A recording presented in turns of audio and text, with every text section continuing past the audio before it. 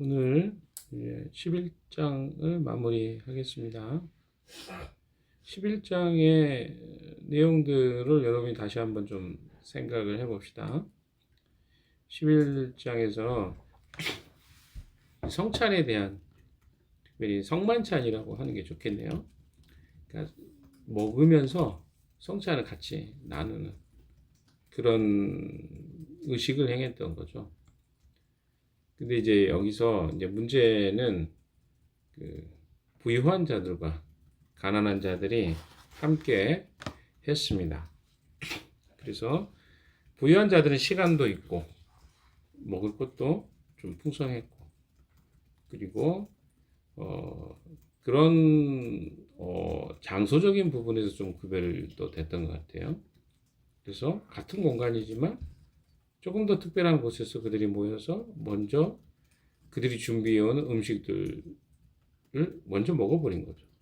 그리고 일부는 심지어 포도주에 취해 있는 상태이기도 했습니다. 나중에 오는 성도들이 있었죠. 노예이거나 일반 근로자들의 경우는 늦게 일이 마치고, 또 노예들은 자기 해야 될 업무를 다 하고 그 모임에 참여해야 했습니다. 근데 그들은 가난했습니다. 가져오는 것들도 그렇게 넉넉할 수 없었죠. 가져오지 못하거나. 그런데 이미 그 한 교회라고 하는 이 고린도 교회 안에 이런 가난한 자들이 왔을 때 먹고 마실 수 있는 그 음식물들이 부족하게 된 것이죠. 그 이야기를 바울이 지금 하고 있는 것입니다. 성찬이라는 것이 어떤 의미가 있냐? 성찬은 주님의 몸을 그리고 주님의 피를 먹고 마시고 나누는 것이다. 그런데 너희가 부유하다는 이유로 너희의 소유에 가져왔던 음식을 다 먹어버리고 또 포도주를 다 먹어버리면 늦게 오는 사람들이나 가난한 사람들은 어떻게 하겠느냐? 교회가 어떤 곳이냐? 교회는 한 그리스도를 머리로 한 지체 아니냐? 그런데 어떻게 너희가 그런 범죄 같은 행동을 행할 수 있겠느냐? 이게 이제 바울이 지적했던 내용이죠. 27절을 이제 계속 연결해서 이야기해 보면요. 27절 시작. 그러므로 누구든지 합당하지 않게 주님의 빵을 먹고 주님의 몸과 피를 범하는 죄를 짓는. 자, 앞에 있는 내용과 맥락이죠. 맥락에서 보면 이 말은 무슨 의미일까요? 여기서 합당하지 않게 주님의 빵을 먹거나 주님의 잔을 마시는 사람은 누구를 어떤 사람을 이야기할까요? 앞에 맥락 속에서. 그러니까 이 부분만 따로 떼놓으면 다른 해석이 될 수가 있어요. 그러나 앞에 있는 본문의 내용과 연결해서 해석을 해야 이 본문의 의미가 무엇인가를 정확하게 이해할 수 있습니다. 그러면 내용의 의미들을 잘 생각해 보면 여러분이 이해하고 알아왔던 내용과 조금 다르다는 것을 알게 됩니다. 자, 바울은 주의 떡이나 잔을 합당하지 않게 먹고 마시는 것을 경계하라고 이야기합니다. 근데 그게 뭐예요? 고린도 교회 상황을 염두에 둘 때 합당하지 않게 먹고 마시는 것은 다른 성도들을 돌아보지 않고 그들과 잘못된 관계를 맺은 채 주의 만찬을 먹는 것을 의미합니다. 무슨 말이 이해되시죠? 돌보지 않고 가난한 자들, 노예 같은 자들, 그 필요를 돌보지 않고 그들과 잘못된 관계를 맺은 채로 주님의 만찬을 먹는 것. 관계적 영역을 굉장히 중요하게 여기죠. 그러니까 뭐냐면 그 함께하는 성도들과 지체들과 불편한 관계 속에서 왜 불편해졌죠? 자기들의 욕망과 욕구 때문에 그렇게 된 거잖아요. 그런 상태로 먹고 마시는 것을 죄를 짓는 거라고. 여기서 이제 이렇게 주님의 몸과 피를 범하는 죄를 짓는 거라고 이야기했어요. 그러니까 우리가 그리스도 안에서 성도와 성도들끼리 서로 어때요? 연합되지 않고 갈등이 굉장히 깊은 상태로서 그냥 지내는 것 자체가 어떤 의미에서는 그리스도의 몸과 피를 범하는 죄를 짓는 거라는 표현을 바울은 사용하고 있는 것이죠. 왜? 고린도 교회 상황에서는 먹는 것 문제 갖고도 바울은 이야기를 하고 있는 거예요.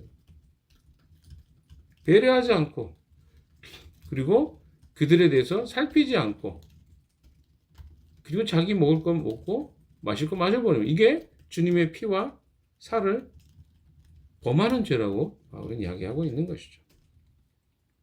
고린도 교회 부유한 성도들은 어땠어요? 주의 만찬에서 가난한 성도들을 차별하고요, 부끄럽게 했습니다. 차별한 거예요, 그게.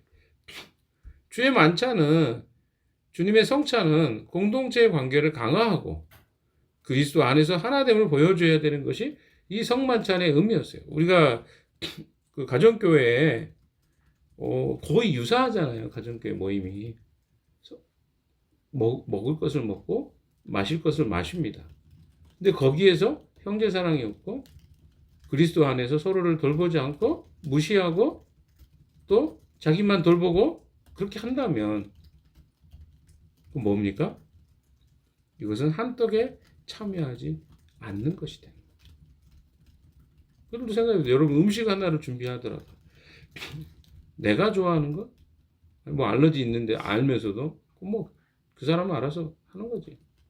이렇게 한다면 예를 들어서 저 그런 경우를 못 봤습니다. 일부러 그렇게 한 사람 전에 우리 교회 못 봤어요. 그러나 혹시라도 누군가 그런 방식으로 한다면 이것이 형제를 배려하고 사랑하는 건 아니잖아요. 유사할 수 있죠. 바울이 이야기하는 내용과. 고린도 교회는요, 그런 것들을 배려하지 않았단 말이에요. 그래서 바울은 어때요? 주의 떡이나 잔을 합당하지 않게 먹고 마시는 것이라고 바울은 표현하고. 근데 이게 누구에게? 결국 그리스도에게 죄를 짓는 것이다. 이렇게 말하고 있는 것이죠. 그래서 바울은 형제에게 죄를 짓고 그의 약한 양심을 상하게 하는 것이 곧 그리스도께 죄를 짓는 것이라고 이미 이야기했어요. 우상의, 그렇죠? 우상의 음식을 먹는 문제로 형제가 시험에 들거나 죄를 범하게 하면 그것이 그리스도께 죄를 짓는 것이다. 이렇게 이야기했잖아요. 8장에. 또한 주의 성만찬을 시행하면서도 마찬가지입니다. 자기 자신이 가진 사회적 지위와 부를 통해서 같은 형제를 부끄럽게 하는 것은 누구에게? 그리스도께 죄를 짓는 것이다. 이렇게 말하고 있는 거죠. 왜? 예수님의 죽으심은 그리스도께서 자신을 낮추어서 사람들과 같이 되어서 섬긴 일의 극치를 보여주는 것이었죠. 고린도 교회 일부 부유한 특권층은요, 이것을 깨닫지 못했습니다. 그래서 주의 만찬을 통해서 예수 그리스도의 정신을 표현하지 않았던 것이죠. 28절 같이 갑시다. 시작. 그러니 각 사람은 자기를 살펴야 합니다. 그런 다음에 그 빵을 먹고 그 잔을 마셔야 합니다. 바울은 주님의 떡이나 잔을 합당하게 먹고 마시기 위해서는 자기를 살피라고. 자기 살피라고 할 때 우리가 이런 1차적으로 이런 생각이 되죠. 나를 막 돌아보고 옷을 뭐 어떻게 입어 이런 생각이 먼저 들 수 있어요. 그러나 여기서 문맥상의 내용은 뭐냐는 거죠. 네? 뭘까요? 주님의 만찬을 먹는 것보다 더 중요한 것은 자기를 살피는 것인데, 자기를 살피라는 말은 어떤 의미냐면 자신의 내면 세계나 자신과 하나님과 1대1 관계를 살피라는 의미도 있지만 그 의미보다는 내면의 세계와 자기 자신의 모습을 하나님과 1대1 관계를 살피라는 의미가 더 있는 게 아니라 어떤 의미가 더 있을까요? 교회 안에 다른 성도들과 자신의 관계를 살피라는 의미가 더 강합니다. 그러니까 여러분, 관계에 대해서 여러분 굉장히 가볍게 여기면 안 돼요. 왜죠? 우리가 그리스도의 몸, 그리스도의 머리를 함께 몸으로 섬기는 사람들이잖아요. 근데 나만 존재해. 나만 주님을 섬겨. 이게 아니란 말이에요, 우리는. 공동체는 어떻게 해요? 함께란 말이에요. 그래서 바울이 여기서 자기의 28절 이야기한 것처럼 자기를 살펴야 합니다라고 할 때 각 사람은 여기서 살피라는 말은 뭐에 더 가깝다고요? 각자의 하나님과 관계가 아니라 누구? 교회 안에 다른 성도들과 자신의 관계를 살피라는 의미예요. 제가 그냥 하는 이야기가 아니라 바울이 그 의미를 이야기합니다. 왜? 돌보지 않잖아요. 누구를? 가난한 자를, 약한 자를. 그러니까 우리 안에는 약하고 가난한 자를 돌봐야 될 이유가 있는데 뭐냐면 그들을 하나님이 나에게 형제로 자매로 붙여주셨기 때문에 그래요. 이런 생각할 수 있겠죠. 아니 근데 그런 사람들까지 어떻게 돌봐요? 저랑 안 맞는데요? 주님은 뭐 우리랑 맞아서 우리를 돌보셨나요? 욕하고 미워하고 배반하고 그랬잖아요. 그래도 주님 우리를 돌보셨잖아요. 그게 주님이 먼저 보이신 사랑이에요. 그 사랑을 보이셨기 때문에 우리가 감동하고 우리가 변화를 겪은 거예요. 먼저 그 사랑이 보여져야 사람이 바뀌는 건데 우리 안에는 뭐예요? give and take. 저 사람 나에게 뭘 해줘야 제가 사랑하죠. 아니 우리가 그 주님께 받은 사랑이 있으면 먼저 보이라는 거예요. 그러면 그들이 주님 안에서도 어떻게 될지 모르는 거죠. 그건 우리의 몫은 아니라는 거예요. 이 생각을 늘 하셔야 돼요. 자꾸 우리가 저 사람을 사랑하기 어려운데요. 이렇게 표현하잖아요. 반대로 생각해요. 당신은 누가 사랑하기 쉬운지 아세요? 똑같습니다. 그래서 그들이 해야 될 일은 교회 안에 다른 성도들과 자신의 관계를 살피는 것들을 먼저 해야 된다. 나는 어떤가 이 사람과 관계. 그거 살피지 않았다는 거죠. 고린도 성도들이 실패했던 것이 바로 이것입니다. 바울은 자신이 다른 사람을 어떻게 대하는가를 살피고 그리고 난 다음에 이 떡을 먹고 이 잔을 마시라고 권면합니다. 왜? 관계가 엄청나게 중요하다. 공동체 안에서. 미워하면서 내가 누군가를 배제하면서 주님의 잔과 주님의 떡을 먹고 마실 수 없다. 왜? 그것이 이 성만찬의 의미이기 때문에 그렇다. 그래서 여러분 안에 개인적으로 어떤 지체들과 관계가 불편한데 하나님과 예배를 드릴 수 있다? 불가능하니까. 그래서 예수님도 그러잖아요. 누가 형제와 다툼이 있거든. 어떻게 하라는 거야? 먼저 화해하고 가서 예배를 드려라. 그렇죠? 그 제사에 참여하라는 거죠. 뭘로? 형제와 먼저 화해하는 것이 하나님과 예배드리는 것보다 우선하고 있는 걸 보게 돼요. 근데 우리는 내가 안에 갈등이 있어. 형제와 자매. 그래서 그걸 어떻게 해요? 내버려 둬요. 그 사람은 죽는 거예요. 영적으로 죽은 상태. 절대로 하나님과 관계가 좋을 수가 없어요. 이게 영적인 원리입니다. 여러분이 몰라요. 그러니까 어때요? 관계 문제에서도 뭐 며칠씩 아니 며칠이면 그냥 다행히 일주일, 2주일, 한 달 그때 가서 그 사람한테 뭔가를 해보려고 그래. 그럼 어때요? 내가 뭘 잘못했고 내 감정이 어디서 건드려졌고 알지를 못해. 왜? 너무 오래되다 보니까. 이런 일들이 우리 태반이에요. 그러니까 함께 사는 사람끼리도 그렇고요. 또 어떻습니까? 같이 안 살아도 공동체 안에 있는 사람들하고도 다 그렇게 살아요. 그러다 보니까 깊어질 수가 없네요. 관계가 깊이 될 수 없는. 왜? 이미 그런 관계를 살피지 않는 게 익숙한 거잖아요. 근데 그 원인은 여러 가지가 있어요. 여러분의 오랜 시간 동안 어린 시절부터 시작해서 살아왔던 모든 삶이 그런 어떤 조금의 관계 문제가 생기면 그걸 해결하는 쪽보다는 해결되지 않았던 쪽이 더 많았을 가능성이 많습니다. 그리고 어때요? 그걸 부모들로부터 잘 뭐 이렇게 다뤄진 적이 없기도 하고요. 그러다 보니까 그런 사람들이 공동체로 모였어요? 그럼 어떨까요? 물어보기도 어렵고 또 생각이 이러겠죠. 그거 긁어부스러 만드는 거야. 이런 생각들이 우리에게 엄청나게 많죠. 근데 중요한 건 뭡니까? 주님은 그 문제가 성만찬 참여하는 것보다 더 중요하다. 참여하기 전에 반드시 해결해라. 이 말씀을 여러분이 잘 기억하십시오. 우리의 신앙생활과 삶에 얼마나 관계가 중요한 영향을 미치는지. 나의 신앙생활이 다른 사람에게 끼치는 영향, 나의 행동이나 옷차림 등의 모양새도 돌아볼 수 있어야 됩니다. 부와 지위를 누리는 것은 개인의 자유이죠. 그러나 교회 밖에서 집이나 사회에서 하라는 것입니다. 왜? 공동체까지 와서 자기의 지위를 자랑하고 부를 자랑하냐는 거죠. 하지 말라는 거야. 갑질하지 말라는 거죠. 공동체에서. 그래서 바울이 이야기하죠. 34절에. 배고프면 집에서 먹고 와라. 이거 먹는 문제 아니다. 더 중요한 문제다. 이렇게 이야기하고 있는 것이죠. 22절에는 그랬잖아. 너희가 먹고 마실 집이 없냐? 먹을 게 없냐? 이렇게 말합니다.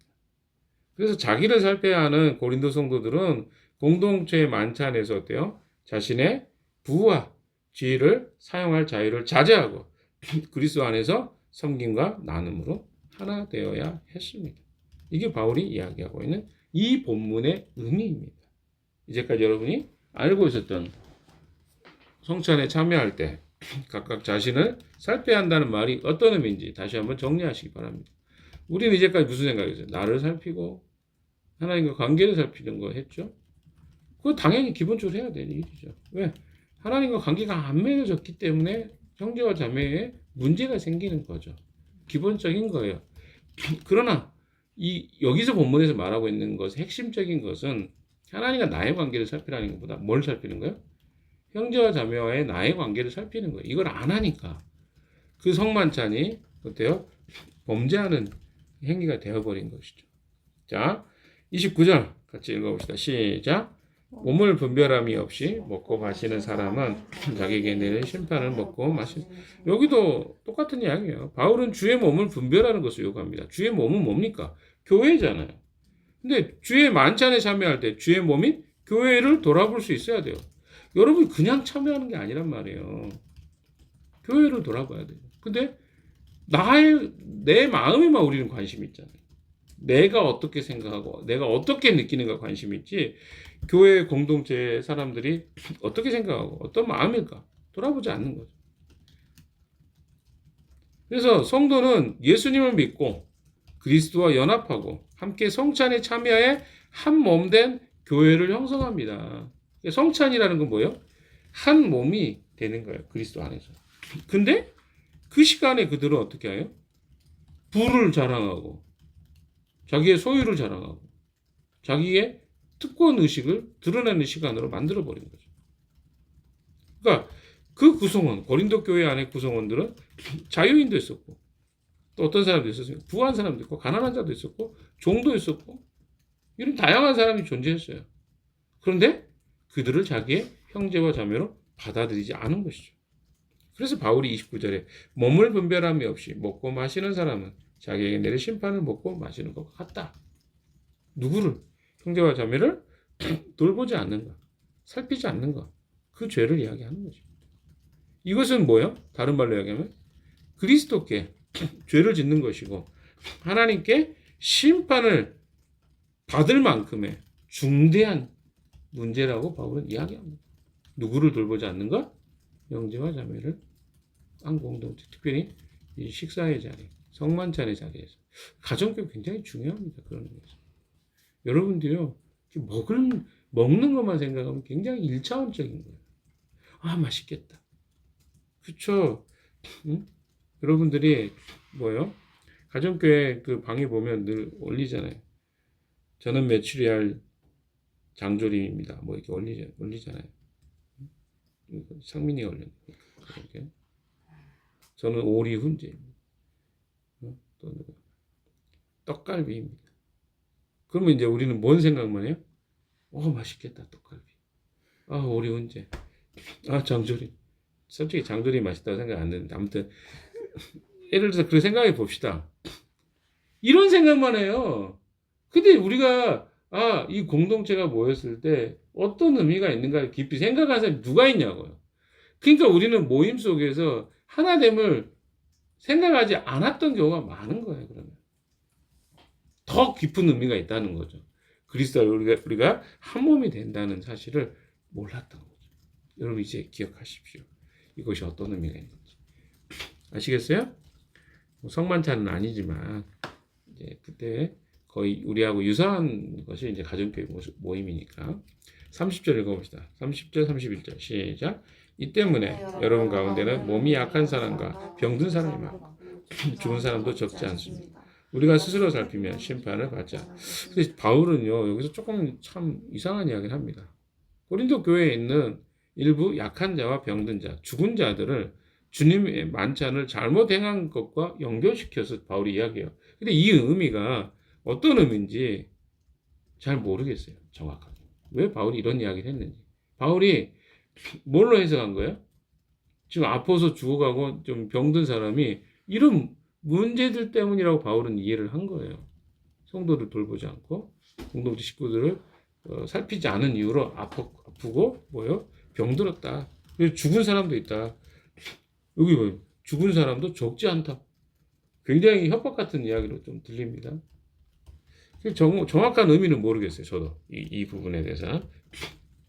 근데 바울이 이런 이야기를 하죠. 우리가 31절에 스스로 살폈으며 심판을 받지 않을 것입니다. 그럼 바울은 뭔가요? 중요한 거는 이러한 심판을 받지 않았을 것이라고 이야기하는 거죠. 성찬을 합당하게 시행하지 않은 것 때문에 성도를 돌보지 않은 것 때문에 그런 것 때문에 어때요?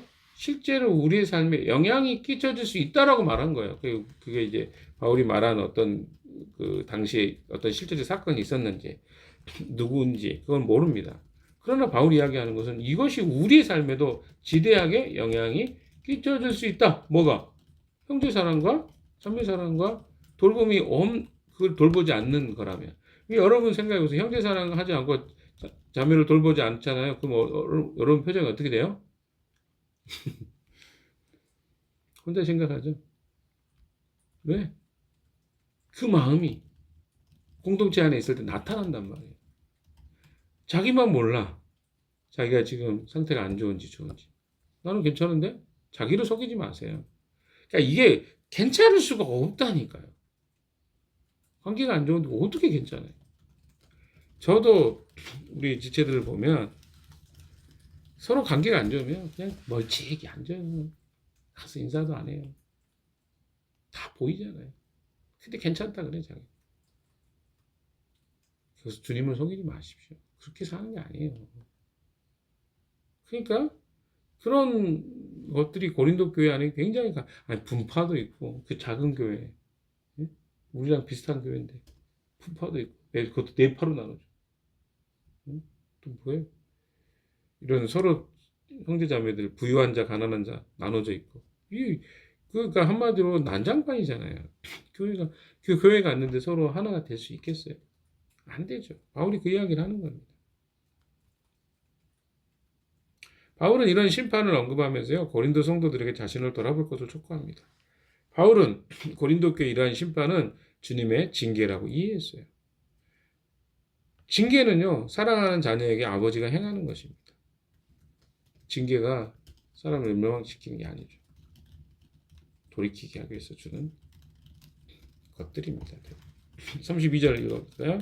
시작. 그런데 주님께서 우리를 심판하시고 징계하시는 것은 우리가 세상과 함께 징계를 그러니까 중요한 건 뭐냐면 세상과 함께 멸망하지 않게 하기 위해서 주님이 징계하시는 거예요. 아프기도 하고 우리의 마음도 아프잖아요. 누군가 갈등이 생기면 그 자꾸 무시하려고 하지 마세요. 난 괜찮아. 나 괜찮다고 땅에다 머리 쳐박고 있으면 괜찮습니까? 응? 지금 나를 공격하러 오는 존재가 있는데 머리를 땅에다 딱 쳐박고 마치 타조처럼 꽁처럼 그러고 있으면 괜찮냐고. 혼자 스스로 이야기하죠. 괜찮다고. 아니요. 빨리 돌이켜서 도망가든지 화해하든지 둘 중에 하나 해야죠. 자, 33절 마지막 읽어보겠습니다. 시작. 그러므로 나의 형제자매 여러분, 여러분이 먹으려고 모일 때는 배가 고픈 사람은 집에서 먹어야 할 것입니다. 그것은 여러분이 모이는 일로 심판받는 일이 없도록 하려는 것입니다. 그 밖에 남은 문제는 바울이 이야기하는 건 서로 기다리라는 거예요. 근데 기다리라는 것이 이제 여러분 생각할 때 기다리면 되는구나 이렇게 생각할 줄. 근데 기다리라는 말은 뭡니까? 그냥 물질적으로, 그냥 시간적으로 기다리라는 말일까요? 아니죠. 서로 기다리라는 것은 그 실제적 사람들에게는 좋은 음식을 풍성하게 먹어서 공동체 분열을 조장하지 말고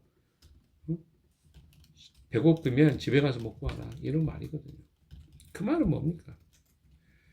먹고 마실 집이 없어서 여기 와서 먹고 마시려고 하냐. 그러니까 뭐예요?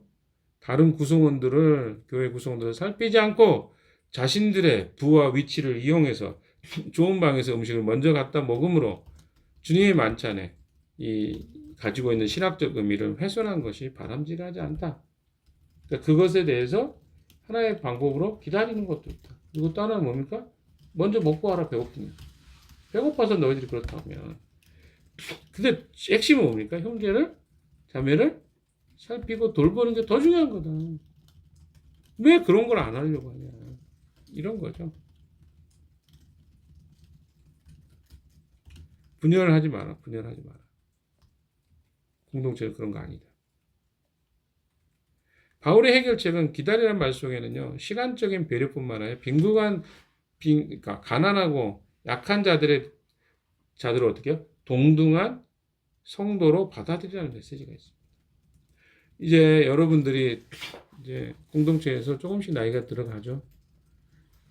40대가 뭐 여러분 안에서 나오기도 하고 곧 40대 될 사람도 있고 여기도 40대 되죠. 40대가 멀게 느껴졌지만 40대가 가까이 있어요. 여러분도 나이 들어가고 있는 거죠. 그러다 보면 포지션의 위치가 조금 생겨요. 나이라는 것도 생기고 그 전에는 잘 몰랐던 것들이 뭐 30대 쌍은이가 제일 많았으니까 30대 중반만 돼도 오 많다. 20대에게는 그랬겠죠. 근데 어때요? 그러다 보면 나이가 있는 사람들, 포지션 우리 운영위원들이 이런 사람들은 자기도 모르게 그 권위를 어떻게 해요? 행사하고 있는지도 잘 모르면서 행사하는 경우가 있어요. 나이가 있다는 것도 잊어버리기도 하죠. 저도 종종 제가 50대인 걸 잊어버릴 때가 있어요. 그래서 30대처럼 행동하기도 해요. 여러분하고 같이 비슷한 생각이 들 때. 근데 내가 그러다가도 가끔 다시 맞아. 내가 그럴 위치가 아니지. 그러니까 여러분들하고 뭐 그렇게 해야 된다는 말이 아니라 내가 하는 어떤 위치와 포지션이 상대에게는 위협이 될 수도 있다는 거예요. 이걸 내가 잊어버릴 때가 있다는 거예요. 제 말은. 그러면 안 된다는 거죠. 왜냐하면 작은 거지만 우리에게는 서로 좀 그런 위치적인 차이들이 있단 말이에요. 그걸 내가 그렇게 인식 안 한다 그래서 상대방이 그렇게 안 하는 게 아니라 상대방은 그런 생각을 가질 수 있어요. 그럼 우리가 그런 부분을 간과해서는 안 된다는 거죠. 특별히 리더들일수록 더 조심해야 됩니다. 저는 그런 생각이에요. 왜? 저도 그냥 일반 성도로서도 지내봤고 오랜 기간 동안 그랬을 때 억울함이 굉장히 많아요. 리더들이 그걸 살펴주지 않았던 경우가 굉장히 많습니다. 그러니까 어때요? 아니, 자기가 어떻게 인식하느냐고 상관없이 그 포지션이 돼 있으면요 그런 게 느낌을 받을 수 있다는 거예요. 우리가 그런 영역들을 고려하지 않으면 근데 여러분은 나중에 안 그럴 것 같아요? 지금 그 느낌을 받는 사람도 시간이 지나면 자기가 그 위치에 가면요 몰라요 또 이게 우리의 모습입니다. 기억하십시오. 늘 자기를 살피고 관계 속에서 관계에 어려움이 있는지 또 힘들어하지 않는지 또 내 자신을 좀 객관적으로 좀 돌아보는 것도 필요하죠. 내가 잘하고 있는지 공동체 안에서. 근데 자기가 잘 못 보니까 자기 잘하는 줄 알아요. 근데 그게 좀 어렵습니다. 특별히 리더들이 그런 것들을 기억해야 되고 리더가 아니라 그래서 괜찮은 말이 아니에요. 여러분도 다 나이가 들고 시간이 지나면 리더가 될 사람들이에요. 똑같은 거 아니겠어요? 근데 이걸 자기 문제로 안 본단 말이에요. 그래서 자기가 리더가 됐을 때요. 몰라요. 제가요? 저 그런 사람 아닌데요? 아무 영향력도 정신 차리세요. 여러분 그런 위치에 자기도 있으면서도 자기가 못 보는 것뿐이에요. 없는 게 아니에요. 여러분이 누군가가 무서워서 다가가지 못하다면 대부분의 경우는 저는 리더의 책임이라고 생각합니다. 나이가 좀 많은 사람 책임 생각합니다. 왜? 그 사람은 왜 그걸 못해요? 못하니까 못하니까 말을 못하는 거죠. 그러니까 자꾸 이런 문제가 생길 때는 우리 스스로가 자기를 돌아봐야 돼요. 그래서 함께 공동체 눈치 보라는 말이 아닙니다. 자기를 객관적으로 보는 시각을 가지라는 거죠. 오늘도 우리는 또 하루를 시작하고 이제 내일 또 가정교회 모임도 있지만 기억하십시오. 우리가 공동체의 관계를 얼마나 중요하게 여겨야 될 것인지 오늘 하루 좀 그것을 돌아보는 하루 되시기를 주님의 이름으로 축원합니다. 기도하겠습니다.